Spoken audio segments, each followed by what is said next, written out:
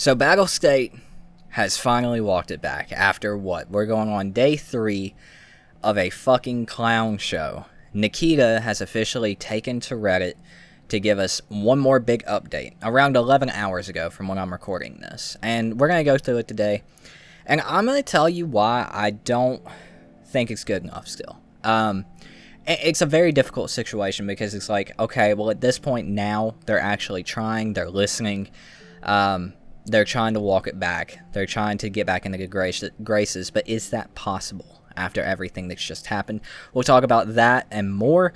Let's go ahead and jump into it. So, I also want to apologize real quick. I'm still not playing Escape from Tarkov for reasons that I'll explain here in a minute. But, yeah, so here is 3 videos in a row of the same goddamn footage because I'm not playing the game right now, man. So, apologies for that. But anyway, let's go ahead and jump into the Reddit post. So I'll throw it up on the screen here. Let's go through it. He says, let me continue my feedback on the current situation. First of all, I would like to say that I'm very sorry that fans and the game community in general are experiencing these feelings. Unfortunately, I somehow did not foresee the fact of social reaction, and now I have drawn conclusions for my future decisions. Okay, I want to go ahead and address that. I don't really understand how this wasn't foreseen. Introducing a $250 addition to the game, new, that gives, it basically shit on EOD users, like the guys, most of us who have owned EOD for years at this point.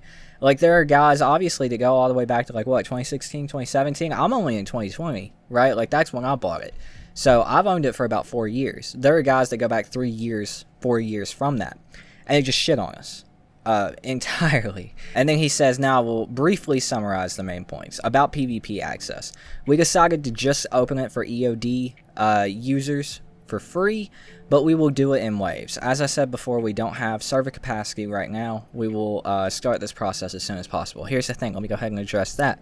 Here's the thing. Why would you put an edition of the game that you yourself, if you released this edition and said we will see who the true believers are, you obviously expected people to buy it. So how can you say that you don't have the server capacity when it was like day 1 of everybody who owned EOD? If we would have all been fucking retarded and bought it, what would you have done then? That makes no fucking sense. Or, I mean, even if half the people who own EOD, the way you're talking about these servers having to do it in waves, even half of these people who own EOD would have bought it, like, what the fuck were you gonna do, right? Like, was that just taking one on the chin? Like, oh, well, if half of my EOD users bought it and only 10% to 25% of half would have been able to play, you know, we'll just take those punches and be like, oh, well, we had a problem with our server. What was the plan there? But overall, it is really good that EOD is getting this for free, as it should be, because it is a fucking DLC.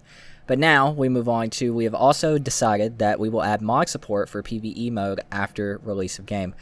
This is really good. I think this should go ahead and happen. I don't think it would take that much for them to make this happen. I really think this should be something that they are already working on and comes out soon. Because, I mean, let's be real. Single-player Tarkov, SPT, with all of the mods that go into it, it's 10 times better than Escape from Tarkov. 30 times better than Tarkov. The only thing it's fucking missing is PvP. That's it. And adding it to PvE, being able to add those mods into the PvE version of the game, probably server-based. Hopefully server-based, maybe they'll figure that out. That's insane. And I think the modded Tarkov is going to overtake normal Tarkov, and they ain't going to like that, but it's going to help their fucking sales, in my opinion. About the Unheard edition, we will not remove it. We want to keep it as an option for those who want to support the game more, but we will balance items, perks in this edition, as well as we will provide more rewards for those who upgraded with the old price. I think that's fucking stupid, in my opinion. Cool, you want to leave the Unheard edition? That's awesome. Leave it on there. I'm sure many of us, after this dies down and EOD users are actually getting what we should have got in the first place, I'm sure there's going to be a lot of people that actually do upgrade to maybe support the game. I guess we'll see when it comes to that. But balancing perks and items in this edition, let's be real. Those items do not really need to exist, right? Outside of PvE. You can add whatever you want from the Unheard, Unheard edition into the PvE mode. I don't care if you add tactical nukes into the PvE mode, but the PvP mode, in the way that we were seeing the vision and how the vision was explained to us, does not have the shit that comes in the Unheard edition. Those items are fucking ridiculous, with scavs not shooting you 60 meters out.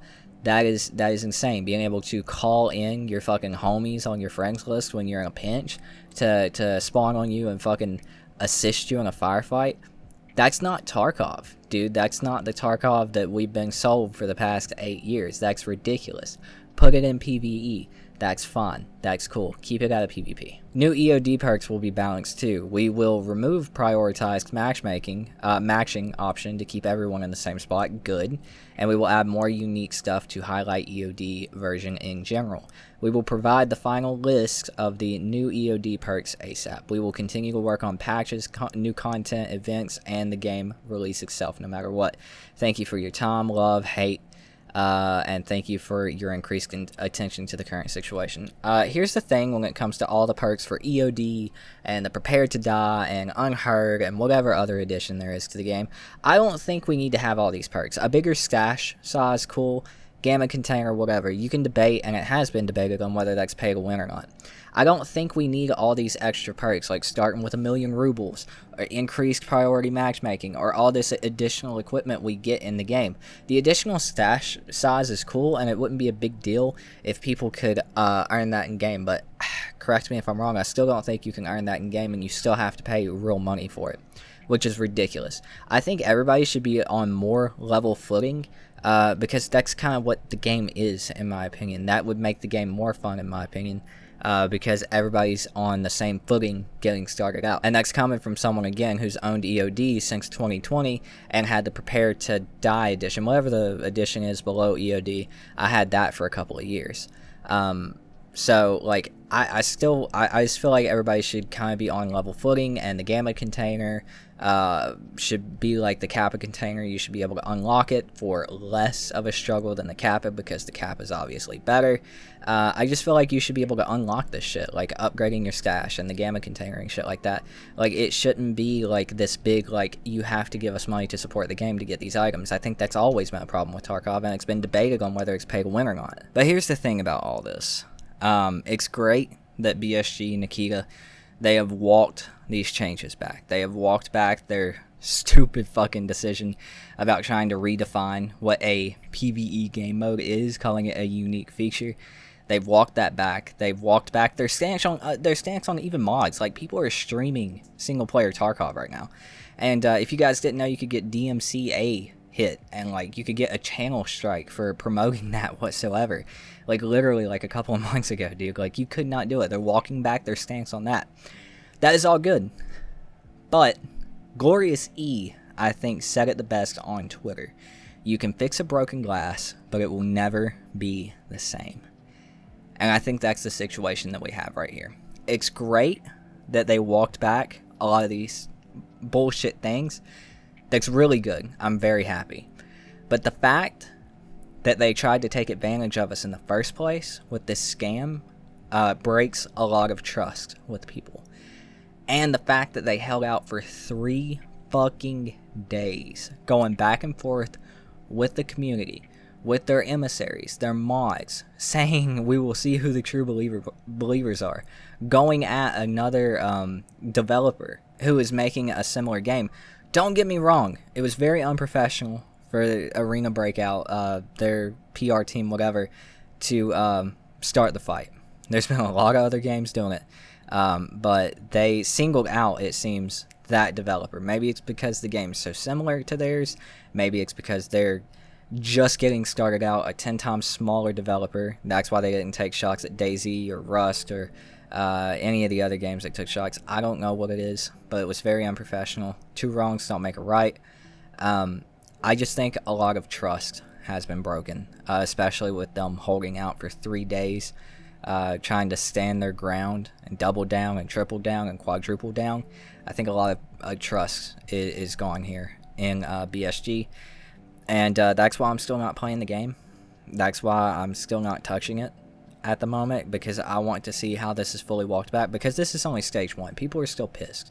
There's a lot of people saying, well, this is good changes. Same what I'm saying. It's good changes, but it's not enough. It's going to take something pretty major, in my opinion, to get BSG back in good graces with the community. I don't know what the fuck that could be, what they could do, but it's gonna have to be something pretty big, right? I don't know. We'll see. Let me know what you think in the comments down below. How are you feeling about the situation? How do you feel about all this? What would it take for BSG to get back in your good graces? Let me know. But anyway, my name is Nikita and I've been your host. I will see you dudes next time. Peace out.